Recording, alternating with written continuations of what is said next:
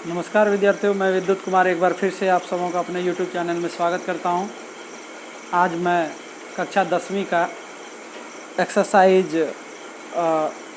1.3 का question number 2 जो है सॉल्व करने जा रहा हूं।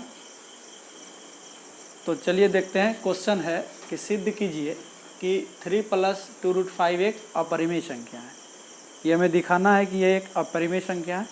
तो चलिए सिद्ध करते हैं। तो हम इसको प्रूफ करते हैं।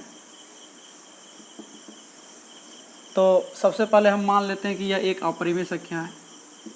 माना कि 3 + 2√5 एक परिमेय संख्या है।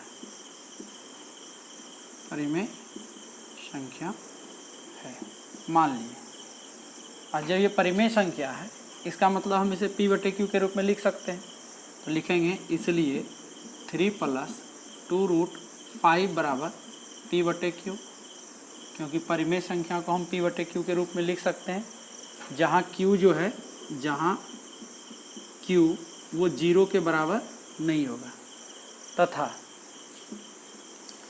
तथा P और Q क्या है?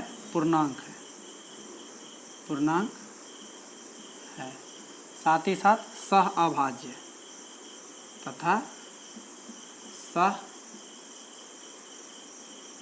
अभाज्य है। सहअभाज्य का मतलब होता है कि P और Q का जब हम गुणनखंड लिखेंगे तो दोनों का जो कॉमन गुणनखंड होगा वो सिर्फ एक होगा। एक के अलावे और कोई कॉमन गुणनखंड नहीं होगा। तो चलिए अब हम इसको थोड़ा सा ये 3 को जो है उस तरफ ले चलते हैं, बराबर के उस तरफ। तो जब 3 को बराबर के उस तरफ ले जाएंगे तो ये हो जाएगा, इधर बचेगा 2√5 और उस पार जब हम 3 को ले जाते हैं तो ये P/Q और +3 उस तरफ जाके -3 में आ जाएगा। और जब हम यहाँ देखते हैं कुछ नहीं तो 1 है, 1 और Q का एलसीएम लेंगे तो 2√5 बराबर ये Q हो जाएगा एलसीएम, और ये हो जाएगा P-1 से अगर Q में भाग दें Q × 3Q हो जाएगा, ये 3Q हो जाएगा। तो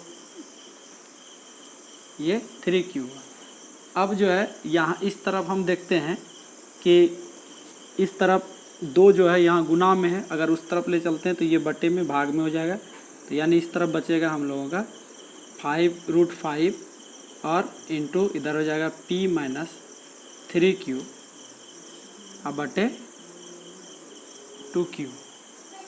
तो इस तरह जो है देखते हैं कि ये 2Q इस फॉर्म में है। अब हम देखते हैं कि P, 3, Q, 2 और Q ये सभी क्या है? एक पूर्णांक है। तो लिखेंगे चूँकि P, Q तथा PQ 3 और 2 पूर्णांक है, इसलिए √5,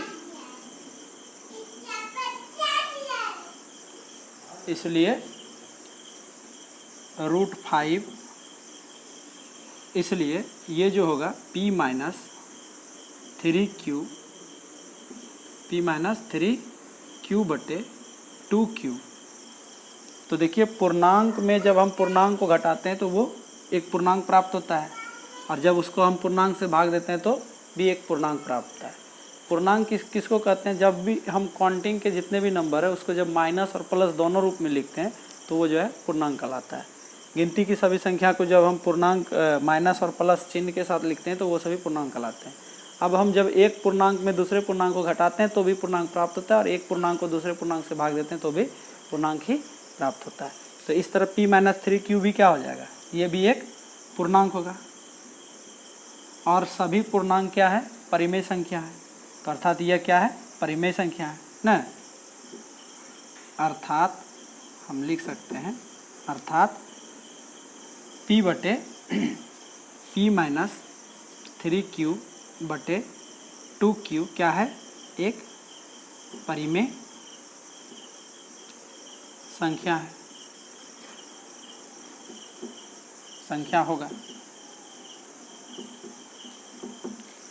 अब ये हम देखते हैं कि यहाँ पर ये p माइनस 3q बटे 2q जो है वो √5 के बराबर है।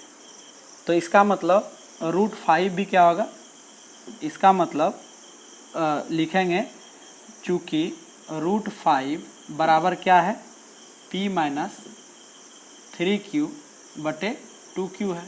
और ये हम लिखें पूर्णांक, इसका मतलब √5 भी क्या है, इसलिए √5 भी क्या है, ये भी एक पूर्णांक है, सॉरी परिमेय है, क्योंकि ये p माइनस 3q बटे 2q एक परिमेय आया है और ये बराबर है √5 का, तो इसलिए हम लिख सकते हैं √5 भी एक परिमेय संख्या होगा। अब परंतु हम पिछले क्वेश्चन में 1 नंबर इसका क्वेश्चन जो सॉल्व किए हैं उस क्वेश्चन के अनुसार हम क्या सिद्ध किए हैं कि √5 एक अपरिमेय संख्या है। तो हम यहाँ लिख सकते हैं परंतु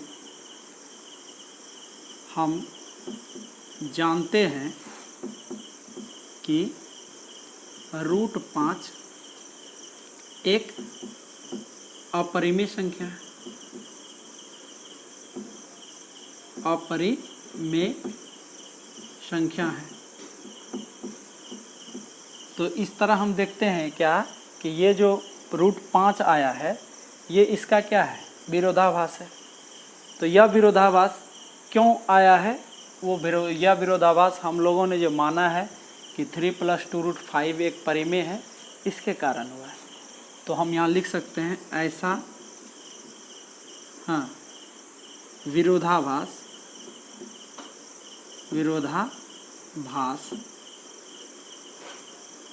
3 + 2 √5 को परिमेय संख्या मानने के कारण हुआ है। तो जब ऐसा परिमेय के मानने के कारण हुआ है, इसका मतलब ये परिमेय नहीं है, तो क्या है, तो इसलिए 3 + 2 √5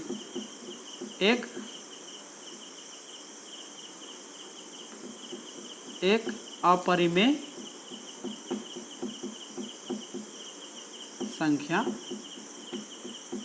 है।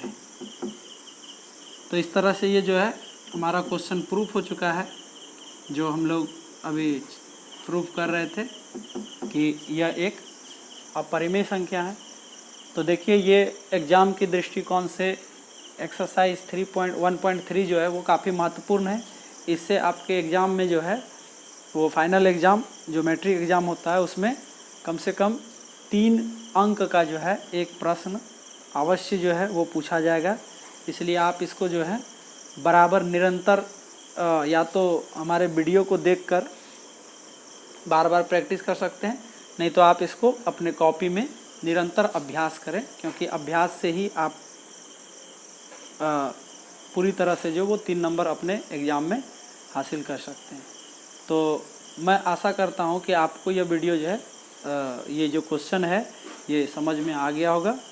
तो चलिए मिलते हैं अगले वीडियो में एक और क्वेश्चन के साथ, तब तक के लिए धन्यवाद।